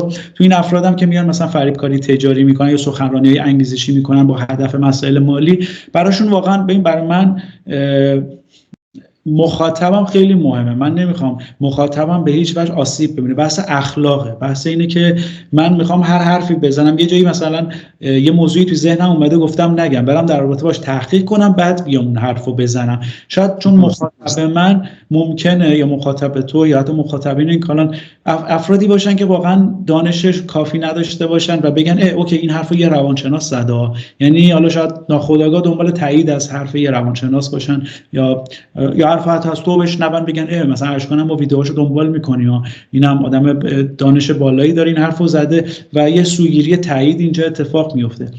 ولی توی این افرادی که پیرو این مسائل هستن، حالا تو بحث عرفان میرن دنبالش رو، خیلی اینا به نظرم یکم ساختار، چون واقعیت سنجیشون هم واقعا مختله، یعنی واقعا باور دارن خیلیشون به کاری که میکنه، یکم ساختار سایکوپاتیک رو میگیره. من اینجوری تبیینش میکنم. نه دقیقاً مثلا حالا من کار به طرفداران آقای طاهری ندارم، آقای طاهری کاملا باور داره این مسئله رو، اون افرادی که توی یوتیوب هستن میان مسئله قانون جذب رو مطرح میکنه واقعا باور دارن که بله شما با فکر مثبت خب میتونید اشیا رو تغییر بدید، رویدادها رو، ایونت ها رو، دیگه نمیدونم رخدادها رو میتونید تغییر بدید و این جهان سخنگوه، یعنی جهان با شما صحبت میکنه.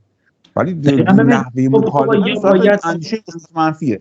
دقیقاً. یا تو یه جایی توی شما منظور شما نوعی هست، یعنی اون فردی که دنبال این مسائل هست حالا یا پیروش هست، یا مشکل استدلالی هست، یه سری فرضای غلطی هست، مثل این زمین تختگراها که بعد مثلا میرن یه سری خیلیشون هم الان از ادعاشون دست بردارن، مثلا رفتن قطب جنوب دیدن نه واقعا خورشید توی 24 ساعت هست، چون توی زمین تختگرایی نباید به این صورت باشه.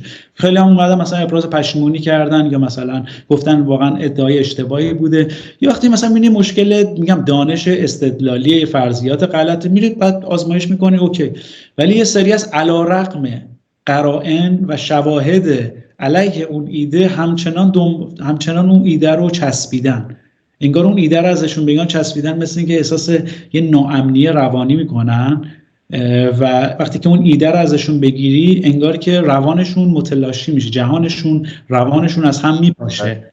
واسه همین کلامت بحث پایان بحث اونم هست. خب تو قانون جذب چیزی بگم، حالا خیلی شاید نمیدونم تو شنیدی یا نه، توش بودی یا نه، این مسئله تجاوز و قانون جذب.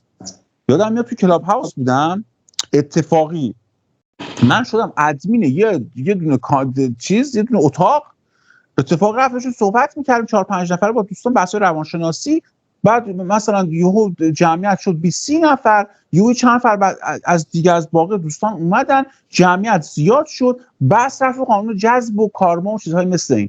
سابقا یه گروهی بود اینا صحبت کرده بودن در رابطه با این همین طرفداران قانون جذب و کارما و چیزهای این دست خرافات در باب تجاوز به انسان‌ها در و کارما.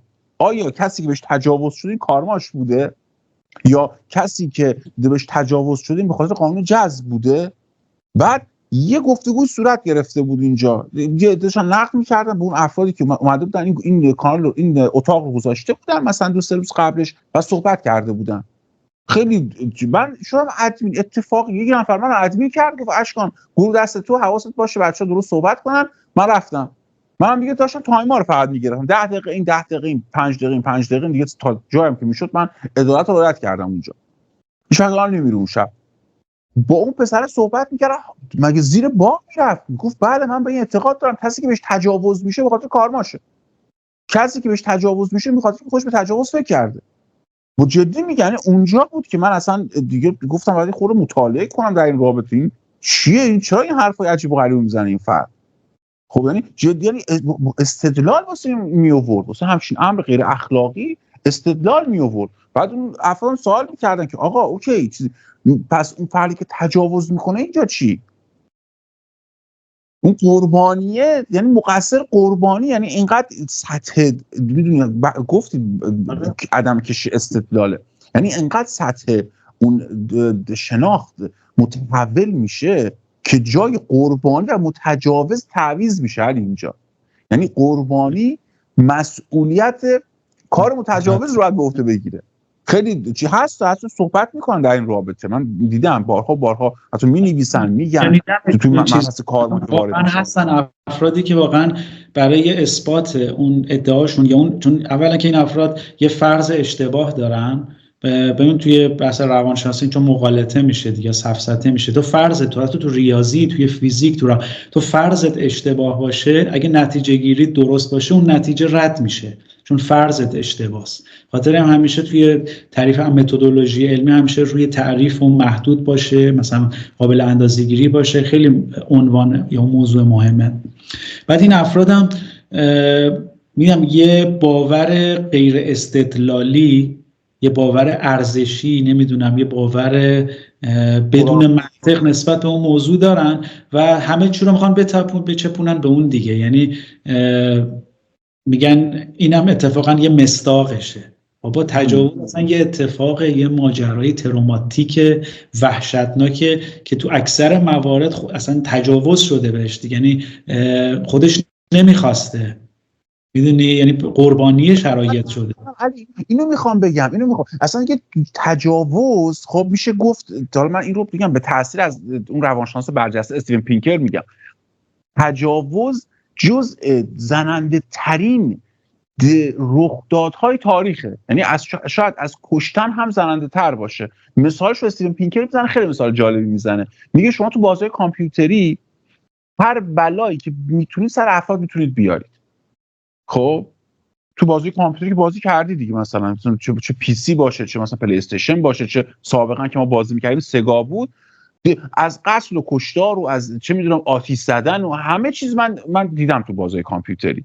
یعنی مثلا شما یه مشعل دستتون میگیرید میرید آدما رو آتش میزنید، خب دشمنا رو آتش میزنید، تیر شلیک میکنید، تو مغزشون میزنید، هدشاتشون میکنید، همه اینا اتفاق میفته. یک اصلی هست تو بازی کامپیوتری که شما به هیچ عنوان توش بازی نمیبینید، تجاوز کردن. خب شما تجاوز کردن رو به هیچ عنوان توش بازی کامپیوتری نمیبینید. انگار ما انسان‌ها یک قرارداد نانوشته داریم که آقا توی بازی کامپیوتری که شما همه کار میتونید انجام بدید، یعنی از قتل و سربریدن و از کله زدن و دیگه هر چیز وحشیانه‌ای که بشر بهش دست پیدا کرده شما تو بازی کامپیوتری میتونید ببینید. ولی تجاوز کردن ما تو بازی کامپیوتری نداریم. یعنی میخوام بگم سطح تجاوز کردن از یک مراتبی برای ما از سطح کشتار بالاتره.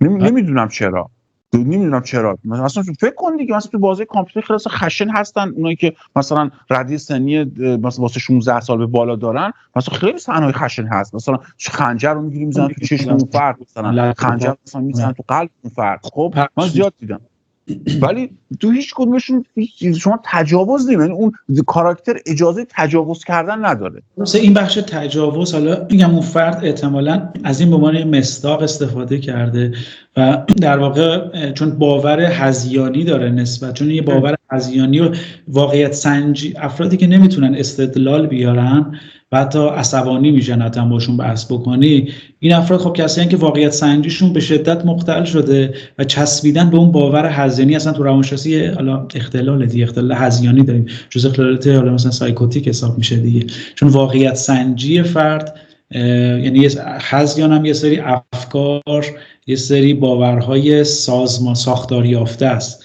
یعنی علیرغم اینکه شواهد مخالف وجود داره. حالا یه بحث دیگه هم یه بحث اخلاقی هم این وسط هست. انسان مذهبی، حالا کارما رو میخوام ربط بدم، جالبه شاید برای خودت برای مخاطبین. کارما در واقع همونی که کار خوب انجام بده نتیجهش رو ببینی میری بهشت، کار بد انجام بدی معمولا تنبیه میشی یا میری جهنم. توی روانشناسی اخلاقی لورنس کولبرگ که یه روانشناسی که خیلی تحقیقای بزرگی انجام داده، واقعا من خیلی علاقه‌مندم به کاری تحقیقات. من کولبرگ رو با اون زمینی که تحقیقاتی کرده بود که بین کودکان سطوح اخلاقیات از سطوح اخلاق کودکان تو اخلاق جهانی، حالا یادم نیست، حالا میگم، حالا من 6 تا مرحله است، حالا هر تو مراحلش میدونم کودکانه بود که به واسطه مرجع قدرت بد و خوب رو مشخص میکرد، یکیش به واسطه اون اخلاق جهانی بد و خوب رو مشخص میکرد. حالا پس و پیش داریم میگیدیم، مثلا نیازهای خودشو گفتیم مازلو بعد به ترتیب گفت. به مرحله 6 تا مرحله است، حالا 3 تا مرحله چیز کلی داره، سطوح داره، 2 تا مرحله داره. 6 تا مرحله در نظر بگیر. اون کار ما میمونه تو همون سطح 1 و 2. یعنی انسانای واقعا، یعنی یکم تو سطح انسانای نخستین اینجوری فرض کن. یعنی میخوام بگم چقدر مرتبط با اون تفکر جادویی و این تفکر انسان مثلا نخستین، چه میدونم چی میگن ساپین ها، چه اسمی دارن، ناندرتالا، نه یه گروه دیگه هستن ساموپین ها بهش فکر میکنم. میگن در واقع میگن کار خوب انجام بدی میری بهشت، کار بد انجام بدی میری جهنم. و این تو همین منظورت بود علی؟ هوموساپین منظورت بود؟ هوموساپین ها. هوموساپین ها، اوکی، انسان خردمند. اوکی. آره. نه انسانایی که در واقع مسیر تکاملیشون رفت به سمت انسان، یعنی بگم نئاندرتال ها که خب دوچار نسلشون داره میگه ارکتوس ولی هوموساپین هابیلیس انسان ابزارساز، بعد انسان خردمند تقریبا میشه گفت. دقیقاً آره، که میرسه به انسان خردمند. حالا اینا میگه توی کارما حالا خود لورنس کولبرگ اشاره نمیکنه، حالا من تحلیلم از فرضیات لورنس کولبرگ هست. کارما همونه دیگه، کار خوب بکنی میری بهش، نتیجهش اینه، کار بد هم بکنی میری جهنم. یعنی مثل از یک کودک بپرسی که مثلا فلانی برای اینکه مثلا یک مردی، یک شوهری برای اینکه زنش رو نجات بده پول نداره، میره پیش داروفروش، داروخونه، بعد میگه من پول ندارم به من این دارو رو بده، اگه ندی خانومم، بعد اون دارو رو نمیده. حالا از کودکان پرسیده میشه و جوابی که به سوال میدن مهم نیست، استدلالشون مهمه، استدلال اخلاقیشون. میدزده دیگه، درسته؟ میگم کودک رو میدزده، اون دارو رو میدزده در آخر. یه سنگ برمی‌داره، سنگ میزنه. مردی که من اطلاعات دارم از کولبرگ، چون یک دوره حالا خیلی من میخوندم این آزمون کولبرگ رو، کولبرگ از تو اخلاقات از رالز تاثیر میگیره، یعنی این آزمون رو مبتنی بر اون اخلاقیات رالز، اینجا کتابش من گذاشتم، از رالز اون چیز اخلاقی خودش رو میگیره، وام میگیره و اون سوال بسیار معروف رو مطرح میکنه. حالا واسه دوستان عرض کنم چون حالا من کی میدونم کولبرگ کیه، واسه دوستان عرض کنم که اگر حالا علاقه داشتید میتونید برید توی گوگل یا توی حالا هوش مصنوعی، حالا که خیلی بهتر شده، بنویسید آزمون اخلاقی کولبرگ، اونجا مفصلا توضیح میده در رابطه با اون 6 تا و حالا سطح بالایی و اون 6 سطح خرد. میتونید به قول اطلاعات خیلی خوبی کسب کنید، چون این آزمون کولبرگ جزء آزمون‌های اصیل روانشناسی، یعنی اگر هر کسی بخواد در رابطه با اخلاقیات در اخلاقیات روانشناسی یا بررسی روانشناسی اخلاقیات تحقیق کنه، ناچاره که از کولبرگ شروع کنه، حالا بعد بره وارد بقیه بشه. علی جون بفرما، گوش میکنم.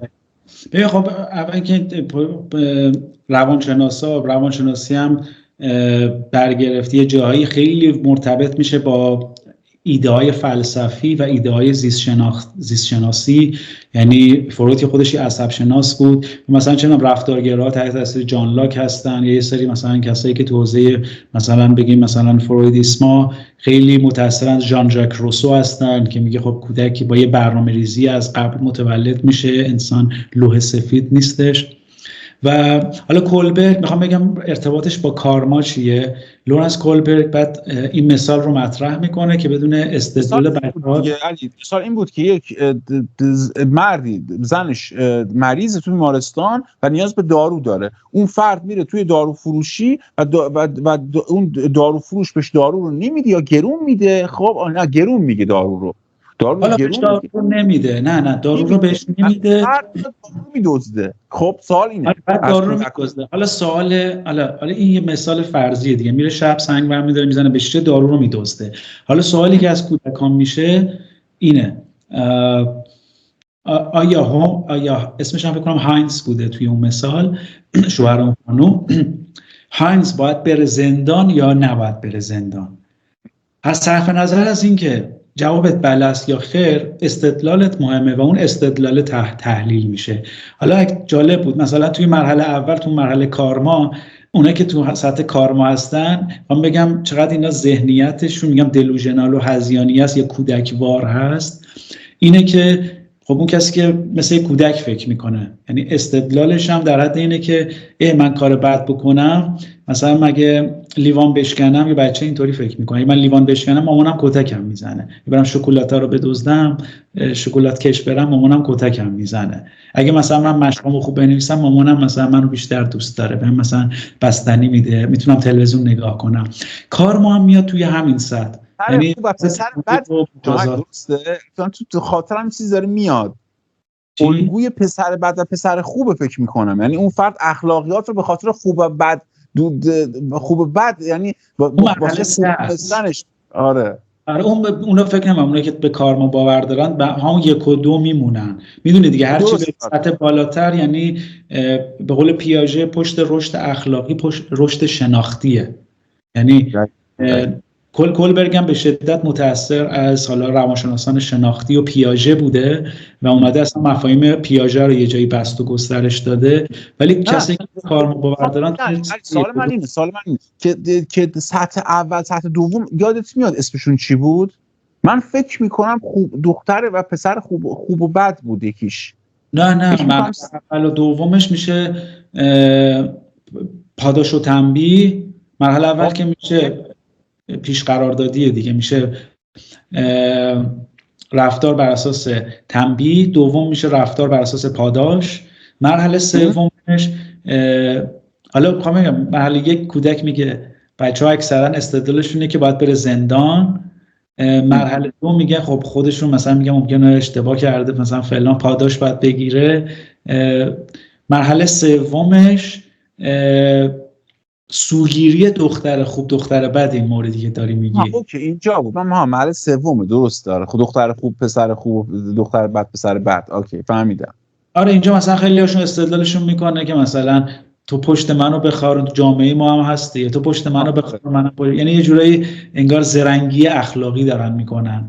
منم جا بودم ممکن بود این کارو بکنم، یا مثلا میدونی برای تایید فلان من نباید این کارو بکنم. میدونی اینجاست استدلاله رو، این ایده استدلاله رو تحت تاثیر قرار میده که این باید بره زندان یا نره. مرحله چهارمش هم اینه که بر قوانین اجتماع دیگه که باید بره زندان. آره یعنی به واسطه من 4 میدونم 4 مرجع قدرت، پنجمی اخلاق جهانیه که اون مبحث حقوق بشر هستن شخصیه، بعد اخلاق جهانیه که ما باید حالا درستش چیه؟ درستش قاعدتا اونطور که من درک میکنم خب با توجه به اخلاق جهانی اگه بخوایم اخلاق فضیلت گرایی نگاه کنیم باید بره زندان. من فکر میکنم که نه، من که فکر نمی کنم، یعنی فکر چیزی که از اون چیزی که خوندم دارم میگم، بحث بد و خوب نیست. مثلا اون چی اسمش نمودار سلف اکچوالایزیشن، خودشکوفایی مازلو، بحث بد و خوب نیست، بحث یه سری نیازهای روانشناختی، نیازهای اجتماعیه. اینم همینه، میگه کودکان توی اون سطح، مثلا کودکان مثلا 1 تا مثلا 2 مثلا میگم توی این سن، کودکان دبستان توی سطح پیش قراردادی هن. یعنی نمیتونن بر اساس منفعت جمعی فکر کنن، بر اساس منفعت فردی یا مثلا همون زرنگی اخلاقی، منم قبلا این کارو کردم، دزدی کردم، مامانم مثلا منو بخشیده. میدونی اینا همه استدلالا رو تحت، ولی خب بالاترین سطوح اخلاقی همون جایی که الان تو جامعه بحث آزادی، بحث برابری، بحث حقوق انسانی مطرح میشه. میدونی که انسان‌ها رو اعدام نکنیم، یه سری بحث‌های حقوق بشری مطرح میشه. به نظرم خیلی اینا تأثیر گذاشتن روی آره. ولی خب قاعدتاً اگه بخوایم فضیلت گرایانه نگاه کنیم، این فرد باید بره، یعنی کانتی بخوایم نگاه کنیم، این فرد باید زندان بشه دیگه، به خاطر اینکه حق مالکیت یک فرد رو نقض کرده، دزدی کرده دیگه. خب دزدی جرمش زندان رفتنه دیگه، چون حق مالکیت رو نقض کرده.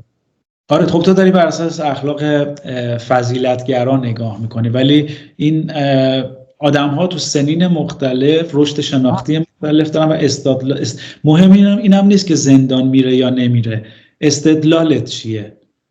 دلیل تو چیه؟ دلیل خودت چیه؟ تو حالا مثلا از کانت گفتی، خب میگه خب مثلا تو میگی دزدیش بدیه، درسته؟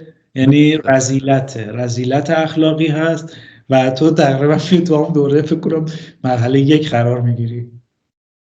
شوخی دارم میکنم. میدونم نه اون استدلال مهمه، من متوجهم خب که اون فرد به واسطه چیزی استدلال میکنه. آخه من به واسطه اون حق مالکیت که حق جهانی استدلال کردم، یعنی میرسه به اون سطح آخر، خب یعنی اون سطح جهانیش. به هر حال بحث مالکیت، بحث حقوق میاد وسط دیگه. درسته اون فرد بخواسته جون زنش نجات بده، ولی در هر صورت اون حق مالکیت رو ازش تخطی کرده. یه بحث دیگه مطرح میشه، جان انسان مهمه یا حق مالکیت؟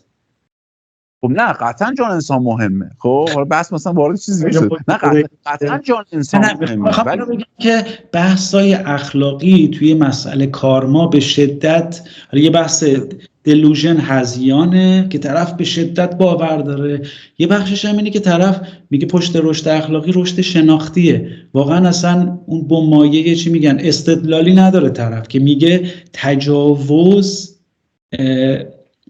تایید میشه توی کارما، یعنی حقش بوده، یعنی خودش خواسته، نمیدونم بهش فکر کرده، یعنی سرزنش قربانی. میخوام بگم این چقدر اخلاقیات اصلا نیست، چه باور سمیه فقط وحشت. خب آفرین دیگه. واسه همین وقتی اونجایی که این مسئله نیست، حالا من میگم سعادت من نمیرسم، میگم خب اون فرد نقص خودشیفتگی داره دیگه، چون تو خودت دیگه استادی دیگه، میدونی که تو افرادی که خودشیفتگی دارن توی اون قسمت اخلاقی به شدت مشکل دارن، یعنی توی فهم اخلاقیات، تو درک حقوق انسان ها مسائل مثل این به شدت مشکل دارن. من ممکنه در عین اینکه هذیان، یعنی ساختار ذهنی هذیانی داشته باشه، خودشیفته هم باشه، یعنی اینا میتونن دوتاشون هم این باشه همون باشه که همدلی پایینی داره و اصلا نمیتونه یه لحظه برای من خب من خودم درد رو حس میکنم، خب پس من زندم،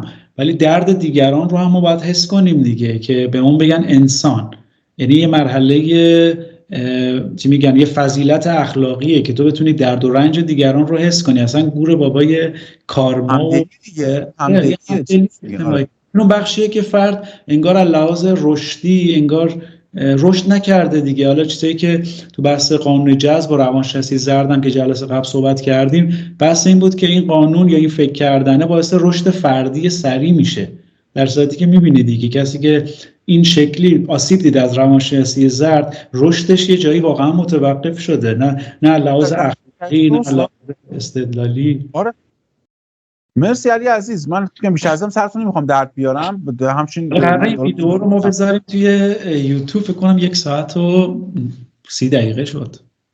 آره دیگه علی مرسی، من واسه همین نمیخوام سرتون درد بیارم، میدونم که خسته شدی. خب همچین من بدرود میگم به همه دوستان عزیز که حالا با تو صحبت کردم و اینکه مخاطبین قراره این ویدیو رو با دقت با لذت، حالا ابتداش که یه ویدیو از مستند راز بود، بعدم حالا گفتگوی من و تو بود که امیدوارم بر لذت دیدن و شنیدن این گفتگو بیشتر کنم. من امیدوارم حالا همه دوستان عزیز، من بدرود میگم. بدرود دوستان عزیز.